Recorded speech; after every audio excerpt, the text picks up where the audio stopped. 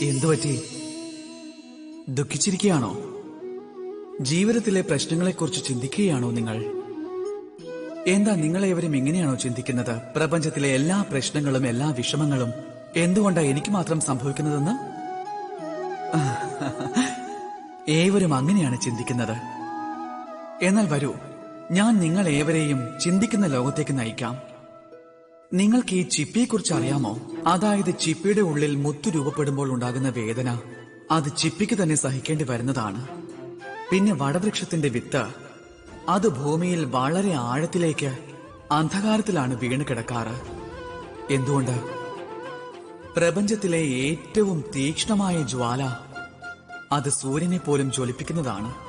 എന്തുകൊണ്ട്?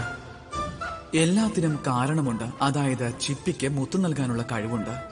അതുപോലെ വടവൃക്ഷത്തിന്റെ വിത്തിന് ആ ശക്തിയുണ്ട്, പ്രപഞ്ചത്തിലെ ഏറ്റവും ദൃഢമായ വൃക്ഷമായി മാറുവാനുള്ള. അതുപോലെ സൂര്യനും ആ കഴിവുണ്ട്, സ്വയം ജ്വലിച്ചുകൊണ്ട് ഈ ബ്രഹ്മാണ്ടത്തിനാകമാനം പ്രകാശം നൽകുവാനുള്ള. അതുകൊണ്ട് ജീവിതത്തിൽ എപ്പോൾ ആപത്തുണ്ടാകുമ്പോഴും പിന്നെ പ്രശ്നങ്ങൾ വരുമ്പോഴും സ്വയം മനസ്സിലാക്കേണ്ടതാണ്. പ്രകൃതി നിങ്ങളെ അതിന് തിരഞ്ഞെടുക്കുവാനുള്ള കാരണം ഇതാണ്. അതായത് പ്രകൃതി മനസ്സിലാക്കുന്നത് ആ പ്രതിസന്ധിക്കുള്ള സർവശ്രേഷ്ഠമായ പരിഹാരം നിങ്ങൾക്ക് മാത്രമേ കണ്ടുപിടിക്കാൻ കഴിയൂ എന്ന്. രാധേ രാധേ.